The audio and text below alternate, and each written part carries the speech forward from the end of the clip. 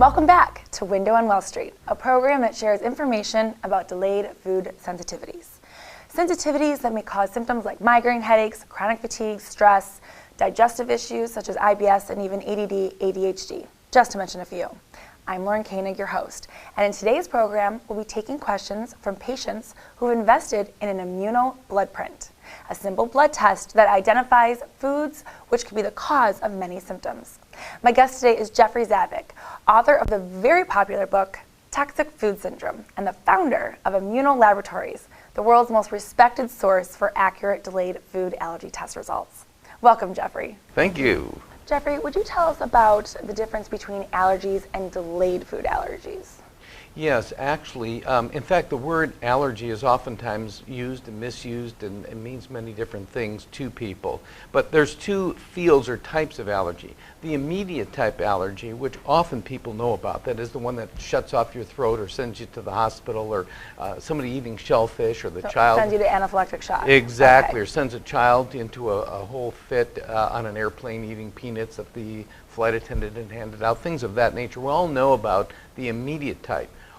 And by the way, less than 10% of the population is believed to have these immediate type reactions. It's not very much. Not really, but a much larger percentage of people have delayed food allergy or food intolerance or food sensitivity. Sometimes the mainstream of medicine doesn't like to talk about delayed reactions as allergy, but it's all a matter of terminology. The fact is, many people that don't have an immediate reaction to a food will have a delayed reaction to a food, and that's what we are measuring with these blood prints. How long can it be delayed for? That's a great question. This is the shocker, because it can be 2, 3, or 4 days. Wow. So having eaten all these different meals over a period of several days, it's impossible to think back to, well, what was it?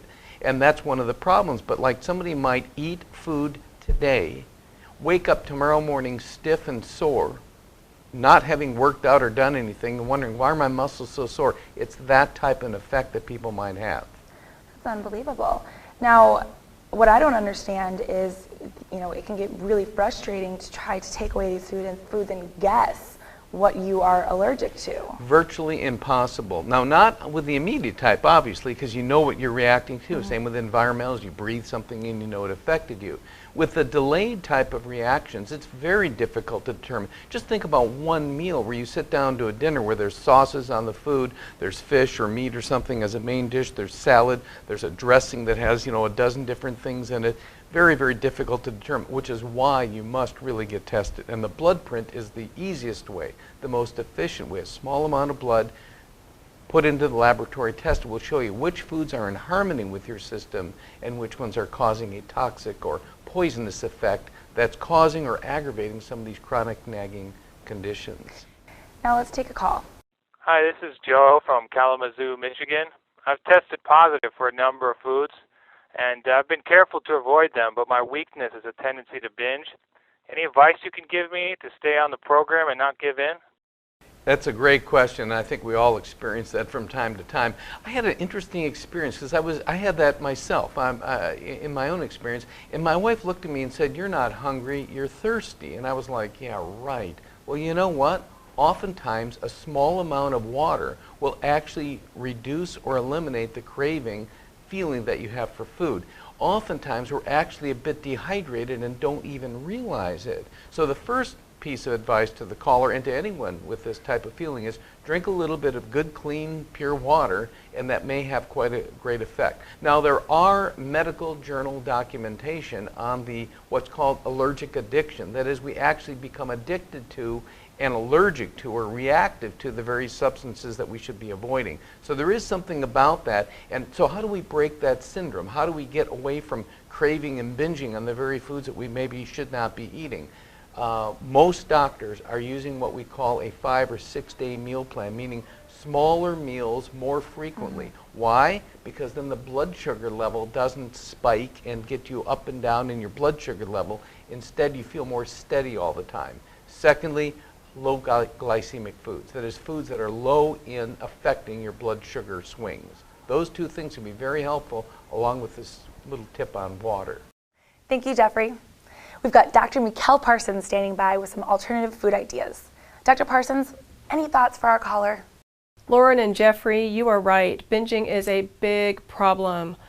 One of the things that I coach my patients into doing is set yourself up for success. If you know that there's going to be that addictive tendency as you're transitioning off of your sensitivities, one of the things I have my patients do is don't invite the enemy into your house. You can't eat what's not there. So if you know, gosh darn it, that chocolate is going to be calling your name, whispering, harassing you, get it out of the house. It's all about replacement, not deprivation. So when you are pulling something out of your diet, find something to replace it that might give you satisfaction so you don't feel deprived. Because as soon as we take something away, what do? We want it. We want it now and we want it bad. And we won't stop until we get it.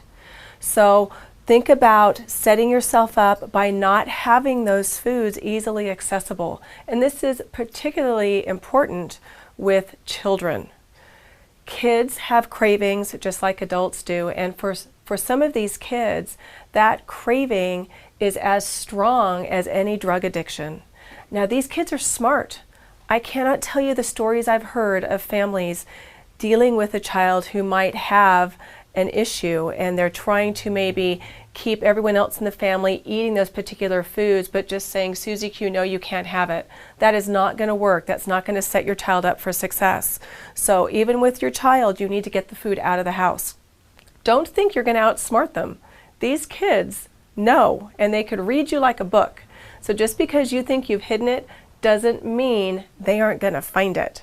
So clean it out. If you have to, keep stuff in the trunk of your car. Get it out of the house. And also make sure that you include grandparents or any other person who might be in their world who might be dealing with food with them. Kids are manipulative too. They know how to coerce, they know the right smile, they also know how far they could push the temper tantrum to get that food. Now typically what we notice is if someone's going to experience the cravings, it usually lasts at the most 2 weeks, so it's not going to be forever. It's a short amount of time in your lifespan. So what I say is attack it as if you were fighting an enemy and don't cave in. Not everyone goes through it, so that's the good news. Most people don't. There's just a small percentage of people that might. The other thing is make sure that it's a true allergy or sensitivity issue. So you don't want to take something out of the diet that they may not be sensitive to, which is the beauty of doing testing. It takes away the guesswork. So set yourself up for success. Don't bring in the enemy. Don't compromise and think that you can outsmart your children. They're always going to be one step ahead of you. Treat these cravings as if you were an alcoholic and you had to cut it off. You wouldn't continue to bartend if alcohol was an issue for you. So be really protective over this next time frame. Don't be hard on yourself, but don't make a foolish decision based on a weakness due to a food. Thanks, Dr. Parsons, and to you, Jeffrey Zavik. We'll continue with Window on Wall Street after the break, but may I encourage those of you watching who may have a family member, friend, coworker experiencing similar health issues to forward this video to them. And if you haven't had your immuno blood print, please learn more and get yourself tested. I did. Remember, there's a hidden link between what you eat and how you feel. I'm Lauren Koenig, and we'll be right back.